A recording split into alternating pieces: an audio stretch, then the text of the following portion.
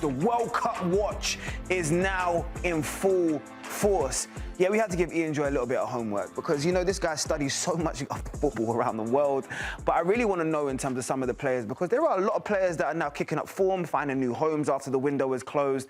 But then there's the other players that are struggling for form, maybe injury is affecting their season, and maybe could be watching the World Cup from at home. And that's never a good place to be. So I want to tag into some of these players, especially around the world. And one that might surprise the viewers straight away is Julián Alvarez, who's struggled for form in 2026. He's really been struggling in terms of to find goals and the clinical edge, especially in an Argentina team where there's a lot of competition for places, my friends. Yeah. I want to know what you feel about Julián right now and whether or not he'll be watching the World Cup from home.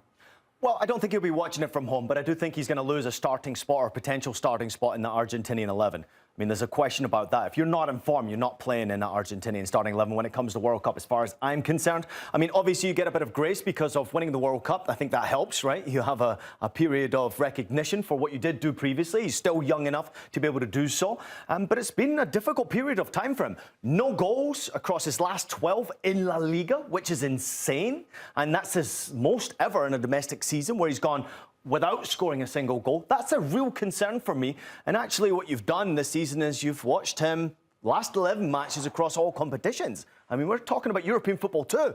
And just having that one assist is nowhere near good enough. It's not for the lack of trying with the 30 shots. Shots on target has been really disappointing. So efficiency and quality comes into play here. It's not just about the goals, the statistics that managers, coaches would look at. It's also the effort. It's also the statistics of what you're actually doing with efficiency in front of goal.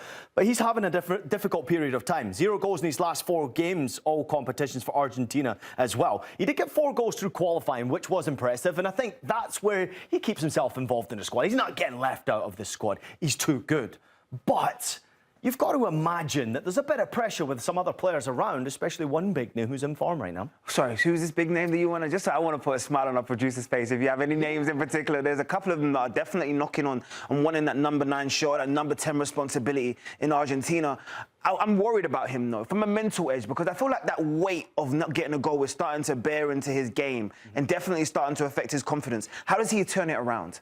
Yeah, he's got to keep going, and Atleti have got to turn it around as well and be more consistent. I want to see more goals from him, and obviously he is a big price tag, first and foremost. He's someone who's got to perform, and also for his national team, that pressure on your shoulders is immense. At Atleti, maybe not so much, right? It's not necessarily always there that you have to win every single game. They don't boo you. The media doesn't get crazy about you. Your fans don't even go crazy when you don't perform well. But I do think that he himself is an absolute serial winner. We learned that at Manchester City. We've learned that very quickly as he was a youngster with Argentina in the World Cup. He was patient, he waited for his opportunity, and obviously took his opportunity with the national team. Also has done that with City. When he played, he scored. Yep. And at Atleti, it's been very good for him, but of late, that's where my concern comes in.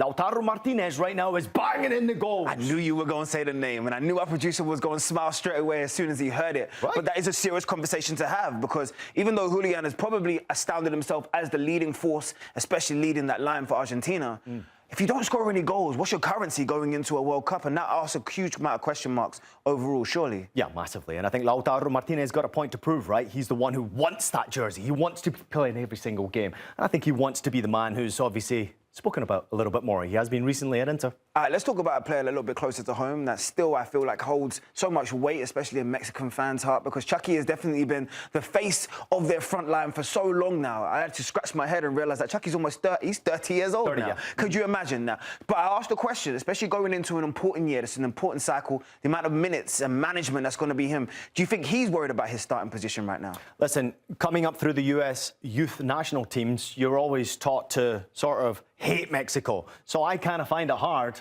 to talk positively about any Mexican national team player. So I'm going to try and do my best for you. This is certainly not hard for me. San Diego was my place of birth, and he is, at the moment in time, contracted to San Diego FC, but he's got a big problem right now. And he's also someone who's found himself out of favour and out of form with the national team. A lot of injuries. He went through one period of time from 24 and 25 where he missed 21 national team games. And this guy is a legend in Mexican football as far as I'm concerned. 100%. Excellent player at Napoli, excellent player at PSV, great European experience. And you would think even at his age, at 30 years old, he has a lot to offer a lot of these young players. And obviously the experience in European football, winning trophies in European football, that's valuable to any national team coach and for all the youngsters that Mexico are trying to rejuvenate or actually bring through the ranks. But I think he's found himself out of favour because of the form of some of the other players. A lot of them domestic players as well. Lainez has been very good. Alvarado has been very good. He's got his opportunity. Quinones most recently had his opportunity. So I think there's a lot of pressure on Chucky Lozano, not only to just find form, but actually find a club. San Diego FC publicly coming out and saying he's not part of our plans going forward in Major League Soccer. So where does that leave him now? He's a guy who makes $7.6 million in guaranteed compensation last year in Major League Soccer. That's a lot of money.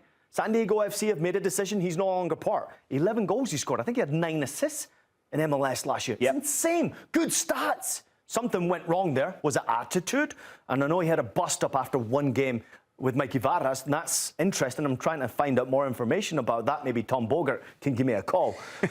But I do want to see a little bit more of Chucky now. Okay, is the money more important to me, or is it playing in a World Cup? Is it actually going out there now, finding a club, getting yourself consistently playing football? It's hard. He's playing in San Diego. I mean, you're a stone throw away from the border to Mexico, so I don't know what he wants.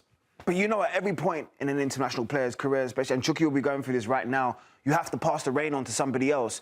But there's still that bite. There's still that I want to lead my team, especially in the World Cup, so close to home. It's going to be important for him to have his moment. So I want to know how you feel like he's balancing that mentally with all that's gone on. I watched him personally in Major League Soccer last season. I actually called the game. He was fabulous. He looked like he was enjoying his football. And I'm like, oh, my word. San Diego FC in their inaugural season playing football like this. He's at the football. I can't believe it. This is fabulous. Having a Mexican international at my city of birth in San Diego in a team in Major League Soccer. Never did I ever think I would ever see that happen. That is amazing. So many fans came to watch him play. And all of a sudden he found himself out of favour because of that bust-up, most likely, with Mikey Varas. Now, what do you do? I mean, I don't know. But how he's dealing with it mentally, listen, at the end of the day, he's made a lot of money. He's had a lot of success. What's more important to him now? Is it money, spending time with family, or is it competing in a World Cup? This World Cup's not just any World Cup. This is a World Cup that will take place in Mexico, in the USA, and in Canada. So for me, pride will come into play, and at some point you'll see this guy make a move. Legacy is going to be important when you're talking about this 2026 World Cup. Talking about players that want to crown their legacy, Bukayo Saka is definitely one that's what it was circling this in the calendar. I'm interested to know this conversation because what I will say about Bukayo is when he has played, especially for country, he has been nothing short of sensational. His form for Arsenal this year has been a little bit questionable, but that's only because of the standards that he set for himself. But is he potentially going to lose his starting position for the national team? Listen, I don't see him missing out on the squad. I think if he's fit and he's healthy, he's in the squad. What I am slightly concerned about with Saka is statistically, they're not good enough at Arsenal, let alone for England. He has to be better, in my opinion, for both. And I think there's a bit of pressure with a lot of players around the England national team now actually performing. The injury doesn't help him most recently, obviously pulled up in the warm-up. We don't want to see that. We want to see him fit and healthy. Because when Saka's fit and healthy, I think he helps the players around him. Even the statistics don't back him up. But recently it's been poor. 1 assist in his last 5 games across all competitions. 0 goals in his last 13 games across all competitions. 0 in his last 9 Premier League games alone. Now, okay, I understand star boy, and I know he's a wonderfully talented player, but England in the World Cup are trying to go to North America and win it. They need players who are in form, and Saka right now, for me, is not in form, so he has to be worried about that starting 11 spot for the 3 Lions. As far as I'm concerned, debate me if you choose. No, I'm not going to debate you. What I will say is I'm going to pose the question to you. Go. Who replaces him then? Because there are a number of options. Morgan Rogers is one that could potentially play behind the striker or out wide. Jared Bowen's having a great season. Even his clubmate, Noni Madueke, will probably want to assert himself into the conversation. Right. Who do you see replacing if you are going to take greatness out of him? So what you're saying is you could lose his lineup in the Arsenal team as well. That's what you're saying, Madueke. Because if Madueke wants to make that 11 for England, then he's got to do the same at Arsenal, right? Competition breeds excellence. So I would say to you, that's looking at that Arsenal squad, that's what they want. I like it. And speaking of excellence, the one player who actually did put it into the lineup is Morgan Rogers. Right now, you've got to find a place to put this guy in there. This would be my starting 11. Rashford in form for Barcelona, maybe not starting every game, but actually statistically scoring goals. Rogers, I don't know if he plays the number 10 or if he pops himself out wide. If Saka's not 100% healthy, someone's going to have to play in that position. Now, you'll notice there's no Phil Foden. He's not even in Manchester City's team right now. So if he's not in City's team, I find it hard to say he's going to get into the starting 11. And I'd even go as far as to say that Phil Foden's got to be very, very careful right now. He's not even playing any minutes.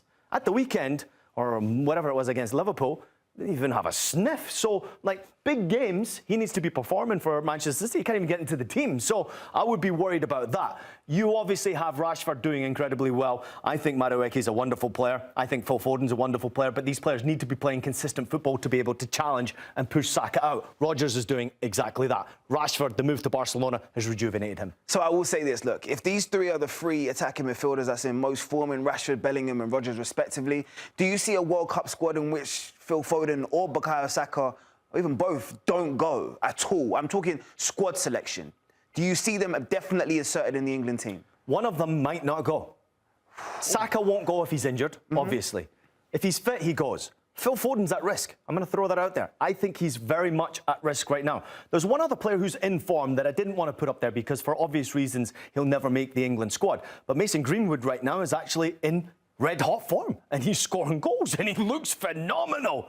But he obviously has personal issues from the past, which are leading to him not being included in the England team. And I think for understandable reasons, it would be a media nightmare. So I think that Tuchel, Tommy Tuchel, has the opportunity to just be patient, pick the right players at the right time. But these players have to be in form. If England want to win a World Cup, you need Saka in form. You need Foden in form. You need Rodgers to continue his form. You need Rashford to continue this form. You need Bellingham to be better. You need Harry Kane to be Harry Kane. I mean, you need to be defensively solid. Everything needs to be checked off the list for England to win a World Cup. Because there's so many other nations who are competing with them. But I think that Saka needs to be healthy to be playing, and he needs to be better to be in the starting 11.